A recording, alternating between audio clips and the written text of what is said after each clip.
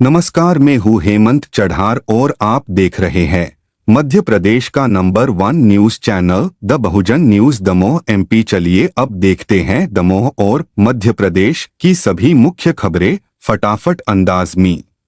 दमोह जिले के मड़ियादो बफर क्षेत्र में शिकारियों ने आटे में लपेटकर देसी बम रखकर मादा सांभर का दर्दनाक शिकार किया। वन विभाग ने सागर डॉग स्क्वाड की मदद से जांच शुरू कर दी है और आरोपियों की तलाश जारी है। घटना ने वन्यजीव संरक्षण की सुरक्षा पर गंभीर सवाल उठाए हैं। सागर जिले में नगर निगम आयुक्त की सरकारी गाड़ी पर कोर्ट के आदेश से कुर्की का नोटिस चस्पा कर दिया गया, जिससे हड़कंप मच गया। नोटिस में केस नंबर 353/24 और दावा राशि 6,61,602 रुपए का जिक्र है। निगम के अधिकारी जानकारी जुटा रहे हैं और मामले की स्थिति स्पष्ट करने का प्रयास जारी है। अभी ये मामला हम लोगों को गहराई से पता नहीं है कि क्या है। ये वाहन कुर्क करने की न्यायालय ने आदेश दिए हैं, तो इस संबंध में और जानकारी हम प्राप्त करेंगे। मध्य प्रदेश के पूर्व गृह मंत्री नरोत्तम मिश्रा पर 91 वर्षीय RSS समर्थक रघुवर दयाल भार्गव ने प्रताड़ना का आरोप लगाया है। भार्गव जी ने मीडिया के सामने अपनी व्यथा सुनाते हुए न्याय की गुहार लगाई। पूर्व मुख्यमंत्री दिग्विजय सिंह ने इस मामले में राज्य सरकार पर सवाल उठाते हुए निष्पक्ष जांच की मांग की है। पिछली बार मैं दख्तिया आया था, तब भी मैंने आपसे कई ऐसे प्रकरण सामने प्रस्तुत किए थे जिनमें कि प्रशासन ने जानबूझकर कुछ चुने हुए लोगों को परेशान किया, झूठे प्रकरण बनाए गए, उन्हें जेल भेजा गया, जेल में यातनाएं दी गईं। ऐसे अनेक प्रकरण आपके सामने मैंने प्रस्तुत किए थे। अब ठीक है, हम लोग विचारधारा से उनके खिलाफ हैं, लेकिन रघुवर दयाल जी भार्गव, जो कि मैं समझता हूं कि दतिया में राष्ट्रीय स्वयंसेवक संघ के सबसे पुराने कार्यकर्ता रहे हैं और निरंतर संघ में काम करते रहे हैं, अब उनके साथ जो बीती है वो आपको बताएंगे माननीय रघुवर दयाल जी। पूर्ण जीवन संघ और संघ से संबंधित और जो उनके दूसरे विभाग हैं उनमें जीवन पूरा खपा दिया। पूरा जीवन, संपूर्ण जीवन आरंभ से लगाकर 91 वर्ष का हो गया हूँ मैं अभी, 91, और जीवन भर संघ का साथ दिया। एक बार बीच में माधवराव सिंधिया उस समय मेरे गांव में आए थे और उन्होंने हमको प्रस्ताव दिया था, 90 के आसपास की बात है, कि आप कांग्रेस में हो जाओ, आपको हम मतलब करेरा से टिकट भी देंगे।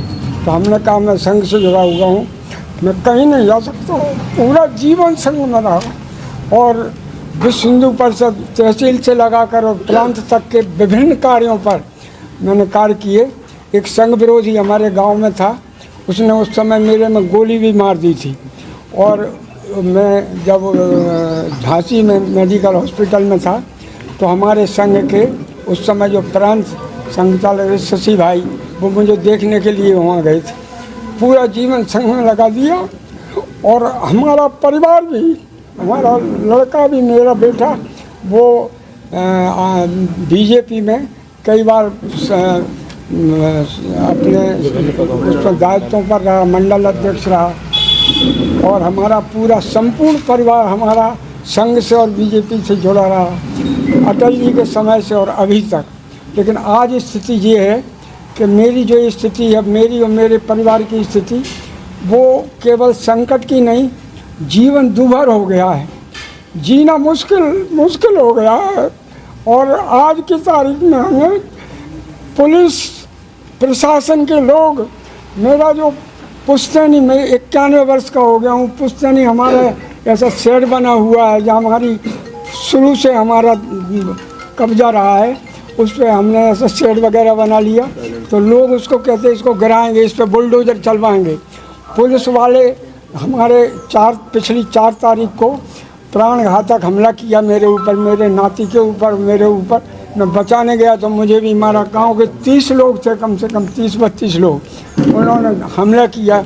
और तो हम मतलब वहाँ से जाके और थाना गए, चौकी उदगमा में जो मैडम है थाना प्रभारी, उन्होंने बहुत बुरी तरह से पहले तो डांटा हमको, फिर कहा कि ठहर बैठ जाओ और बात करते हैं। फिर बोली कि तुम कैसे, मतलब तुम्हारे यहाँ तहसीलदार गया था, वो इधर कहता हुआ चला गया है मेरे से। तो मैंने कहा क्या करें, तो हमने कहा हमारी रिपोर्ट लिख लो, हमारे साथ जो हुआ है। मैं तमाम खून मेरे को निकल आया था, बच्चे को भी खून निकल आया था। हमने कहा कि हमारी रिपोर्ट ले लो। तो जो विरोधी लोग हमको पीटने आए थे उनकी तो रिपोर्ट ली उन्होंने। हमको 2.5 घंटा तक वहाँ पर मैडम ने बिठा रखा और बोले कि नहीं आप बहुत गलत आदमी हो। तो हमने वहाँ कहा कि आप हमारी रिपोर्ट नहीं ले रही, तो उसका रिकॉर्ड भी हमने लिया। वहाँ से हमारे नाती ने फ़ोन भी किया, मुख्यमंत्री जी को भी किया थाने से, लेकिन हमारी बात नहीं सुनी गई। और आज स्थिति ये है कि हमारे उस शेड को तोड़ने के लिए रोज़ाना प्रशासन के आदमी जाते हैं, तहसीलदार साहब जाते हैं, नायब तहसीलदार साहब जाते हैं, और ये कहते हैं अभी हटाया नहीं, इसको बुलडोजर से हटा देंगे। मतलब किसके सहारे पे हो रहा है ये सब जो यहाँ के बॉस हैं दतिया के, सभी लोग जानते हैं, उनके इशारे पर होता है। नरोत्तम मिश्रा के इशारे पर हो रहा है। और नरोत्तम मिश्रा का हमने कहा भी कि हमने कोई पाप नहीं किया है। नरोत्तम जी के साथ भी हमने उनका साथ दिया, उनका बहुत साथ दिया हमने। जब वो वहाँ से चुनाव लड़ते थे डबरा से, तब मेरी रिश्तेदारियाँ थी, मैं वहाँ जाता था, उनका प्रचार करता था। लेकिन हम ज़्यादा गुलामी नहीं कर पाए उनकी। हमारे परिवार का ये दोष रहा कि हम उनकी। भोपाल में मंत्री प्रहलाद सिंह पटेल ने ग्रामीण महिलाओं को आत्मनिर्भर बनाने की पहल दीदी कैफे का शुभारंभ किया। इसे मध्य प्रदेश राज्य ग्रामीण आजीविका मिशन के तहत संचालित किया जा रहा है। दीदी कैफे ने ग्रामीण महिलाओं की आय और सामाजिक प्रतिष्ठा बढ़ाने का प्रभावी माध्यम साबित किया है। छतरपुर में एसडीएम अखिल राठौर ने दिल्ली पब्लिक स्कूल पर महंगी किताबें और स्टेशनरी बेचने के आरोप में कार्रवाई की। स्कूल का संबंधित रूम सील कर दिया गया, जिससे अन्य प्राइवेट स्कूलों की जांच की मांग तेज हो गई है। समाज के विभिन्न वर्गों ने प्रशासन से इस मुद्दे पर सख्त कदम उठाने की अपील की है। प्रधानमंत्री नरेंद्र मोदी ने थाईलैंड प्रवास के दौरान रामकीन की विशेष प्रस्तुति देखी, जो रामायण का थाई संस्करण है। यह कार्यक्रम भारत और थाईलैंड के प्राचीन और सांस्कृतिक संबंधों की गहराई को दर्शाता है। रामायण का यह स्वरूप वसुधैव कुटुंबकम की भावना को साकार करता है। और बेहद ही भव्य तरीके से प्रधानमंत्री नरेंद्र मोदी का स्वागत किया गया। आज प्रधानमंत्री नरेंद्र मोदी के कई कार्यक्रम हैं जो भारत और थाईलैंड के रिश्तों को और मजबूत और प्रगाढ़ करने की दिशा में अहम साबित होने वाले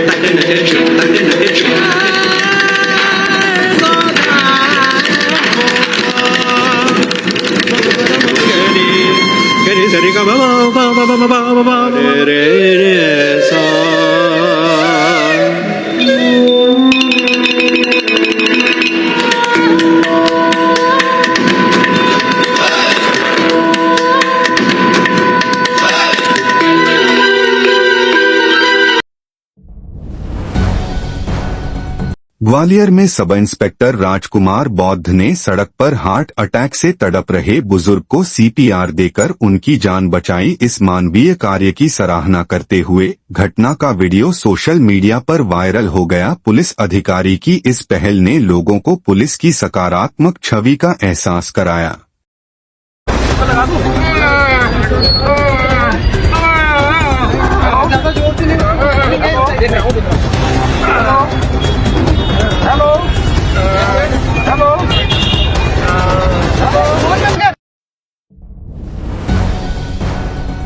सौरभ शर्मा को जमानत मिलने का मामला वाकई गंभीर सवाल खड़े करता है। रिपोर्ट्स के अनुसार लोकायुक्त विभाग द्वारा समय पर चालान पेश न कर पाने के कारण कोर्ट ने जमानत दी। हालांकि अन्य मामलों में सौरभ शर्मा अभी भी जेल में हैं। इस घटना ने न्याय व्यवस्था और प्रशासन की कार्यप्रणाली पर सवाल खड़े कर दिए हैं। जनता का आक्रोश और विश्वास बहाली के लिए सख्त कदम उठाना आवश्यक है। अभी सौरभ शर्मा, मध्य प्रदेश वासियों, इंदौर वासियों, आपका वोट है, आपकी सरकार है, हमारी भी सरकार, मुख्यमंत्री भी हमारे हैं। यहाँ जो जनप्रतिनिधि चुने हैं वो जनता के हैं, हम जरूर कांग्रेस के, पर आखिर जनप्रतिनिधि का एक दायित्व होता है और हमारा भी धर्म है विपक्ष का काम करना। सवाल तो बनता है, सौरभ शर्मा को कल जमानत मिल गई। किस सौरभ शर्मा को? उस सौरभ शर्मा को जिसके यहां से 500 करोड़ रुपए की संपत्ति मिली। और किसने किसने छापे डाले? ईडी ने, नरेंद्र मोदी की ईडी। किसने छापे डाले? आईटी की रेट डाली, आईटी की, इनकम टैक्स किसकी रेट? नरेंद्र मोदी की, नया भारत नरेंद्र मोदी का। उसको कल लोकायुक्त ने जमानत दे दी। जब हमने सवाल किया तो लोकायुक्त जी ने वापस ट्वीट किया कि ये टेक्निकल जमानत हुई, हमें अभी जांच की प्रोसेस को आगे बढ़ाना। शर्म आनी चाहिए इस प्रदेश के मुख्यमंत्री को। 5वीं मंजिल मुख्यमंत्री ऑफिस से पूरे घोटाले को इन्होंने कैसे रफा दफा कर दे, इसकी प्लानिंग की, इसलिए कि लोगों ने आपको अद्भुत कल्पनी बोल दे दिए। अरे लोकायुक्त जी, आपको तो शर्म आनी थी कि इतना बड़ा बहुचर्चित घोटाला है, उसको आपने जमानत ऐसे ही होने दी 60 दिन में।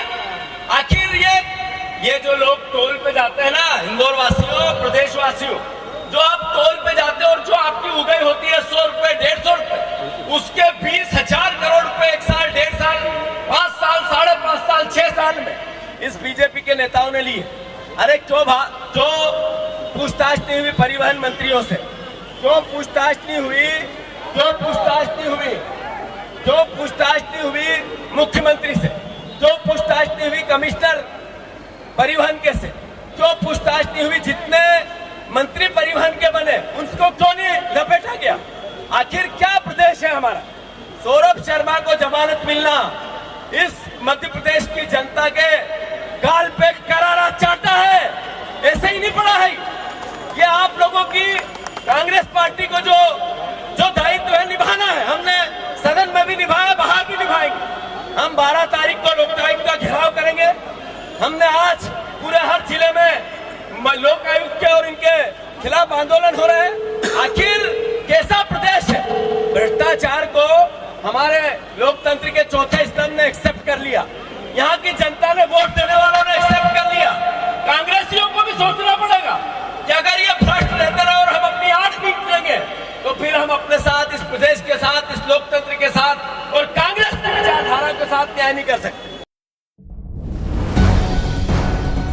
मध्य प्रदेश के ऊर्जा विभाग ने सभी केंद्रीय कोयला कंपनियों की बकाया राशि का 100% भुगतान कर ऐतिहासिक कदम उठाया। चारों ताप विद्युत गृहों में सर्वाधिक 11.73 लाख मैट्रिक टन कोयला भंडारण किया गया है। राज्य ने ऊर्जा क्षेत्र में अपनी वित्तीय स्थिरता और नेतृत्व का प्रमाण प्रस्तुत किया है।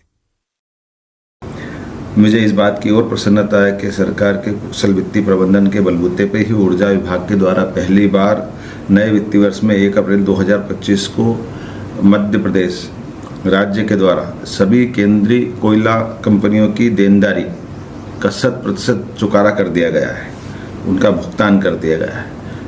इसी प्रकार से जनरेशन कंपनी के चारों ताप विद्युत गृह द्वारा कुशल प्रबंधन के फलस्वरूप अब तक का सर्वाधिक 11.73 लाख मीट्रिक टन कोयले का भंडारण किया गया है और उल्लेखनीय है कि इसका भी अग्रिम भुगतान हमने कर दिया है, इसका भी कोई बकाया हम पे नहीं है। मुझे इस बात की प्रसन्नता है। वित्त विभाग, ऊर्जा विभाग, हर विभाग को हमने अपने अपने दायरे में बेहतर से बेहतर करने का जो संकल्प लिया है, ये उसकी परिणति है, उसका ही लाभ है। वक्फ बिल के पारित होने पर मंत्री कैलाश विजयवर्गीय ने इसे वक्फ संपत्तियों को भूमाफियाओं से मुक्त करने और गरीब मुस्लिम समुदाय के लिए आवश्यक बताया। उन्होंने कहा कि यह बिल वक्फ संपत्तियों के संरक्षण और उनके सही उपयोग को सुनिश्चित करेगा। विपक्ष ने इस पर बहस छेड़ी है, लेकिन सरकार इसे सांस्कृतिक और सामाजिक मजबूती की दिशा में अहम कदम मानती है। देखिए, मैं इतना ही जानता हूं कि वक्फ बोर्ड कुछ भूमाफियाओं के शिकंजे में था, उससे सरकार ने निकाला है और इससे सबसे ज्यादा लाभ हमारे मुस्लिम भाइयों का होगा, गरीब मुस्लिम भाइयों का।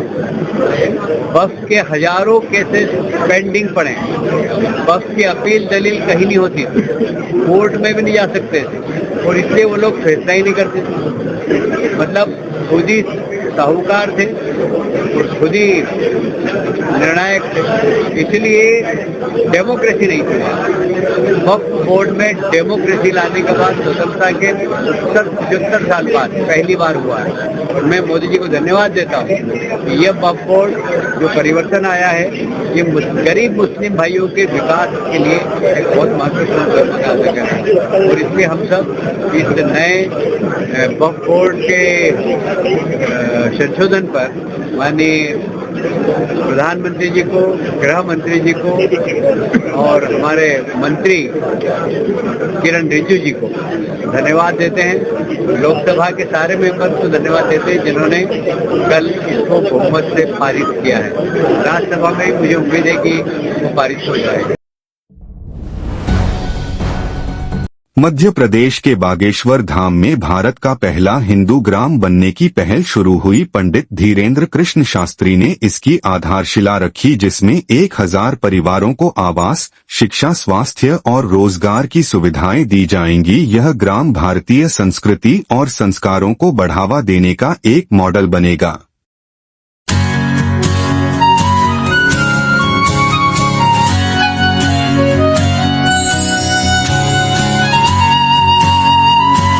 बागेश्वर धाम पीठाधीश्वर हिंदू राष्ट्र की परिकल्पना को लेकर लगातार कार्य कर रहे हैं। इसी दिशा में पंडित धीरेन्द्र ने एक कदम और आगे बढ़ा दिया है। हिंदू राष्ट्र ध्वज घोषित करने के बाद अब हिंदू ग्राम बनाने की योजना शुरू कर दी। बागेश्वर धाम में हिंदुस्तान का पहला हिंदू ग्राम 2 साल में बनकर तैयार हो जाएगा।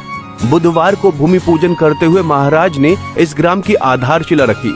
धीरेन्द्र शास्त्री ने बागेश्वर धाम में ही वैदिक मंत्रोच्चारण के साथ भूमि पूजन किया और कन्या पूजन करते हुए आधारशिला रखी है। इस मौके पर बागेश्वर धाम ने कहा कि हिंदू राष्ट्र का सपना हिंदू घर से ही शुरू होता है। हिंदू परिवार, हिंदू समाज और हिंदू ग्राम बनाने के बाद हिंदू तहसील, हिंदू जिला के बाद हिंदू राज्य बनेगा। श्री सीताराम भगवान की, गौ माता की, भारत भूमि की, भारत हिंदू राष्ट्र की, सत्य सनातन धर्म की। आज हम लोग जो इस भूमि पर जहां बैठे उपस्थित हुए हैं, एक नवाचार इस भूमि से होने जा रहा है जो कालांतर में पूरे देश के लिए और बागेश्वर धाम के श्रद्धालुओं के लिए एक अनूठी व्यवस्था होने जा रही। पूर्ववत संकल्प हम सब ने दिया था कि भारत को हिंदू राष्ट्र बनाना है और भारत को हिंदू राष्ट्र बनाया तभी जा सकता जब हिंदू राज्य होंगे। भारत को हिंदू राष्ट्र तभी बनाया जा सकता है जब हिंदू जिले होंगे। भारत को हिंदू राष्ट्र तभी बनाया जा सकता है जब हिंदू ग्राम होंगे और भारत को हिंदू राष्ट्र तभी बनाया जा सकता है जब हिंदू घर होंगे। इसी प्रकल्प को लेकर के अभी भारत में एक भी गांव ऐसा नहीं है जो स्वयं से हिंदू ग्राम घोषित हो, लेकिन हमने मन में विचार किया लगभग 1000 परिवार बागेश्वर धाम के 1000 मकानों में रहेंगे और जिस भूमि पर हम लोग बैठे हैं इस भूमि के आसपास वह 1000 निवासों का निर्माण होगा, जिसके लिए भूमि बागेश्वर धाम जन सेवा समिति से दी जाएगी और निर्माण की जिम्मेदारी बागेश्वर धाम के सभी जो सेवादार हैं, जिनकी इच्छा है, जिनको हिंदू ग्राम में रहने का संकल्प है, जिन्हें बालाजी के चरणों में अपने जीवन बिताने का भाव है, उन लोगों के लिए यह भूमि पूर्ववत रूप से रजिस्ट्रेशन करवाने पर आवंटित की जाएगी और उनके केवल मात्र इस बात का सहयोग लिया जाएगा कि आप निर्माण कार्य के लिए जो समिति तय की गई है, उस समिति को मटेरियल का, सामग्री का आप जो है व्यवस्था करवा दें, तो पूर्णतया एक जैसे मकान, 1000 मकान इस भूमि पर बनाए जाएंगे। हाँ, ये क्रय विक्रय हेतु नहीं है, इसलिए जब तक आपका जीवन रहेगा तब तक वो भवन आपका ही रहेगा बागेश्वर धाम के पास में। इसी के लिए आज हम सब अमृतकाल बेला में यहाँ उपस्थित हुए हैं। इसका नाम ही है बागेश्वर धाम हिंदू ग्राम। इस हिंदू ग्राम की परिकल्पना को लगभग 2 वर्ष के अंतर्गत हम सब पूर्ण करेंगे, जिसमें सदस्यता है। सदस्यता के लिए एक टीम निर्धारित कर दी है जो धाम का कंस्ट्रक्शन का काम देखती है। वो मटेरियल का, इन सब की व्यवस्था देख करके आपके साथ अनुबंध करके यहाँ पर कार्य प्रारंभ करेंगे और 2 वर्ष के अंतर्गत हम इस हिंदू ग्राम की स्थापना को कर पाएंगे, जो पूरे भारत में एक नया होगा, नवीन होगा, अद्भुत होगा कि भारत में अब हिंदू ग्राम होंगे। जब हिंदू ग्राम होंगे तो निश्चित रूप से हिंदू जिले होंगे, हिंदू जिले होंगे तो हिंदू राज्य बनेंगे, हिंदू राज्य बनेंगे तो भारत हिंदू राष्ट्र बनेगा। इस हिंदू ग्राम की परिकल्पना में जो वास्तविक बागेश्वर धाम के प्रति शरणागति भाव रखते हैं, निष्ठा रखते हैं, उनके लिए ही यह स्थान प्राप्त हो पावेगा, उनके लिए ही यहाँ पर भवन प्राप्त हो पावेगा। यहाँ गैर हिंदुओं का प्रवेश वर्जित रहेगा। इस हिंदू ग्राम की, हाँ, कोई सनातन को मानता है, उसकी श्रद्धा है, सनातन के प्रति उसकी निष्ठा है, तो वो स्वीकार है अगर वो बालाजी को मानता है। पर सनातन के प्रति, राम के प्रति, इस देश के प्रति अगर किसी की निष्ठा नहीं है तो इस ग्राम में उसका प्रवेश नहीं है, वर्जित होगा। इस विचारधारा के साथ समस्त भारत के उन हिंदूवादी बागेश्वर धाम के लोगों के लिए यह हिंदू ग्राम का दिव्य संकल्प आज समर्पित किया जा रहा है, जिसमें लगभग अभी 50 से 55 लोग पूर्ववत ही जुड़ गए। 2 लोगों ने आज ही आकर के इस हिंदू ग्राम में अपना भवन बनाने का दिव्य संकल्प यहीं पर लिया है। तो हम आप सब जो भूमि पूजन में आए, उसी की चाय हम आप सबको पिला रहे हैं। तो सबको खूब खूब बधाई हो। एक नवाचार होने पर आप सबको खूब खूब बधाई हो। उसके लिए अगर आप हिंदू ग्राम की इस परिकल्पना के साथ जुड़ना चाहते हैं तो जो कमेटी है, उस कमेटी से आप संपर्क कर सकते हैं, वहां पर आप अपना रजिस्ट्रेशन करवा सकते हैं। तो जो निर्माण बागेश्वर धाम ने बताया कि धाम में ही 1000 परिवारों का ये ग्राम तैयार कराया जा रहा है। बागेश्वर धाम जन सेवा समिति हिंदू धर्म एवं सनातन धर्म प्रेमियों को जमीन उपलब्ध कराएगी। इस जमीन में भवन निर्माण होंगे, साथ ही रहने वालों के लिए कुछ बुनियादी शर्तें भी रखी गई हैं। बागेश्वर धाम में हिंदू ग्राम में रहने वाले व्यक्ति अनुबंधित रहेंगे। वो जिस मकान में रहेंगे उस मकान की खरीद फरोख्त का हक उन्हें नहीं मिलेगा।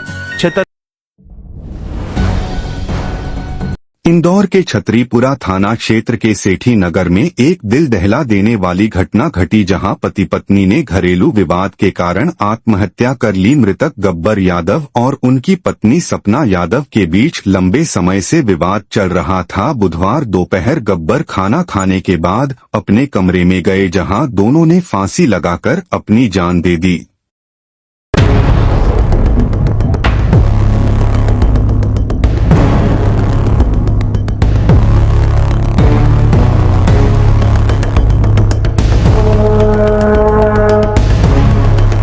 इंदौर से एक सनसनीखेज मामला सामने आया है, जिससे हर कोई सन्न रह गया है। यहाँ पर एक पति और पत्नी ने फांसी लगाकर जान दे दी, जिससे इलाके में हड़कंप है। वारदात का पता तब चला जब देर शाम तक दोनों का दरवाजा नहीं खुला तो परिजनों को संदेह हुआ, लेकिन जब दरवाजा खोलकर नजारा देखा तो पैरों तले जमीन खिसक गई। पति और पत्नी दोनों फंदे पर लटके थे। हालांकि दोनों में छोटे मोटे झगड़े चल रहे थे, लेकिन फिर भी दोनों ने इतना बड़ा कदम क्यों उठाया, पुलिस भी इसको लेकर हैरान है। सेठी नगर में रहने वाले गब्बर यादव फर्नीचर और उनकी पत्नी सपना यादव टेलरिंग का काम करती थी। पुलिस इतना बड़ा कदम उठाने के पीछे के कारणों की तफ्तीश कर रही है। ये दुखद घटना है, सेठी नगर छतरीपुरा की घटना है, जिसमें गब्बर यादव जो कि फर्नीचर का काम करते थे, उनकी पत्नी सपना यादव जो टेलरिंग का काम, सिलाई का काम घर पे करती थी, उन दोनों ने सुसाइड किया है। अभी भी रहस्य बना हुआ है कि क्या दोनों ने साथ में सुसाइड किया है या किसी एक ने सुसाइड कर लिया है और उसको देख कर दूसरे ने सुसाइड किया है। अभी तक जो प्रथम दृष्टया जानकारी मिली है, इनमें कुछ घरेलू विवाद होते रहते थे, लेकिन किन परिस्थितियों में ये घटनाक्रम हुआ वो पुलिस की जांच का विषय है। पुलिस ने मर्ग कायम कर लिया है। 3 बच्चे हैं, 3 बच्चों से भी पूछताछ पुलिस करेगी, लेकिन निश्चित तौर पे ये एक दुखद घटना है। पुलिस इसके हर पक्ष को खंगालेगी और इनकी सुसाइड का कारण को निकालने का प्रयास करेगी। कुछ कारण नहीं आया अभी तक फिलहाल कोई कारण नहीं आया है, लेकिन निश्चित तौर पे जिस तरीके से नगरीकरण बढ़ा है, सामाजिक मूल्यों का क्षरण हुआ है, पारिवारिक संबंधों में एक नया डायनेमिक्स जो आया है, लोगों में धैर्य की कमी भी देखने को आती है और जिनके चलते सुसाइडल टेंडेंसी समाज में तेज़ी से बढ़ी है। ये एक समाजशास्त्री मुद्दा है, विषय है, लेकिन पुलिस को अपनी तरफ से भी इस पे अपना मर्ग कायम करके जांच करेगी और हम इस पे एनालिसिस भी करेंगे कि किन कारणों से पारिवारिक जीवन में इस तरह की चीज़ें बढ़ रही हैं। जानकारी के मुताबिक पति और पत्नी के बीच घरेलू बातों को लेकर विवाद हुआ करता था, लेकिन किसी को ऐसा विश्वास नहीं था कि वो ऐसा कदम उठा लेंगे। दमोह के सीएम राइज विद्यालय में स्कूल चले हम अभियान 2025 के तीसरे दिन बच्चों ने खेलकूद और सांस्कृतिक कार्यक्रमों में भाग लिया। शिक्षकों और प्राचार्य ने छात्रों का सम्मान कर उनकी कला और विकास को प्रोत्साहित किया। इस आयोजन ने बच्चों की शारीरिक, मानसिक और सांस्कृतिक रुचियों को बढ़ावा दिया। दमोह प्रशासन ने दिव्यांगजनों को सहायता देने के लिए हेल्पलाइन नंबर 078123503000 शुरू किया। कलेक्टर सुधीर कुमार कोचर ने बताया कि यह पहल उनकी प्रमाण पत्र और पहचान पत्र से जुड़ी समस्याओं का त्वरित समाधान करेगी। यह कदम दिव्यांगजनों की सुविधाओं तक आसान पहुंच सुनिश्चित करने का प्रयास है। लोकसभा में राहुल सिंह लोधी ने नर्मदा सुनार लिंक परियोजना का मुद्दा उठाया, जिसमें नर्मदा नदी से बरांच और सुनार नदियों को जोड़ने का प्रस्ताव है। यह परियोजना जल आपूर्ति, खेती और जल संरक्षण में सहायक होगी। इसके क्रियान्वयन से क्षेत्रीय विकास को नई दिशा मिलने की उम्मीद है। श्री राहुल सिंह लोधी जी।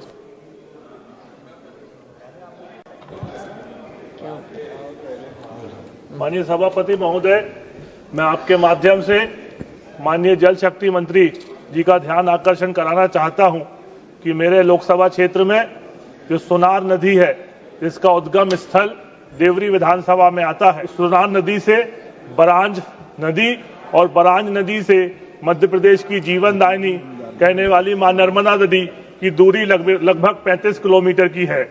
यदि नर्मदा जी का जल बरांज के माध्यम से सुनार नदी में यदि आ जाता है तो सुनार से सीधे रहली, गड़ाकोटा और गड़ाकोटा से पथरिया विधानसभा के नरसिंहगढ़ होते हुए ब्यारमा नदी में जाके जुड़ जाएगा। और यदि नर्मदा जी का जल हमारे क्षेत्र में आता है तो संपूर्ण लोकसभा क्षेत्र की 5 विधानसभाएं देवरी, रहली, पथरिया, हटा सभी जगह जल की आपूर्ति हो जाएगी, जिससे खेती सुचारू रूप से होने लगेगी और पानी की भी आपूर्ति हो जाएगी। तो आपके माध्यम से मैं ये आग्रह करना चाहता हूं। आपने मुझे बोलने का अवसर दिया, इसके लिए बहुत बहुत धन्यवाद।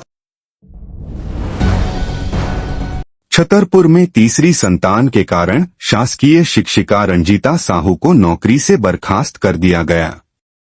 विभागीय जांच में नियमों के उल्लंघन और तथ्य छिपाने के प्रमाण मिलने पर यह कार्रवाई की गई। दमोह में खाद्य सुरक्षा जांच दल ने विभिन्न फास्ट फूड दुकानों और चाट सेंटरों का निरीक्षण किया। प्रतिबंधित अजीनोमोटो और फूड कलर के उपयोग पर कार्रवाई हुई और नमूने जांच के लिए भेजे गए। साथ ही सुपर सौरभ ब्रांड लाल मिर्च पाउडर असुरक्षित पाया गया और इसके विक्रय पर प्रतिबंध लगा दिया गया। दमोह कलेक्टर सुधीर कुमार कोचर ने रानी दुर्गावती संयुक्त कार्यालय भवन में सिंगल यूज प्लास्टिक के उपयोग पर तत्काल प्रभाव से प्रतिबंध लगाया। नियमों के उल्लंघन पर संबंधित विभाग प्रमुख और अन्य कर्मचारियों के खिलाफ कार्रवाई के निर्देश दिए गए हैं। कार्यालय में जागरूकता बढ़ाने के लिए पोस्टर और बैनर लगाए जाएंगे। दमोह कलेक्टर सुधीर कुमार कोचर ने ग्रुप एक्सीडेंटल गार्ड बीमा योजना की जानकारी दी, जो नागरिकों, सरकारी कर्मचारियों और पटवारियों के लिए किफायती प्रीमियम पर उपलब्ध है। इस योजना में व्यापक कवरेज और अस्पताल खर्च की प्रतिपूर्ति का प्रावधान है। नामांकन निकटतम डाकघर के माध्यम से कराया जा सकता है। नायब तहसीलदार शिवराम चढ़ार ने डोली, नयाखेड़ा और झामर गांवों में डोर टू डोर सर्वे कार्य का निरीक्षण किया। नयाखेड़ा में आंगनबाड़ी कार्यकर्ता की अनुपस्थिति पर जांच के निर्देश दिए गए। उन्होंने ग्रामीणों की समस्याएं सुनकर हैंडपंप सुधार की पहल भी की। Subscribe the Bahujan news and like this video.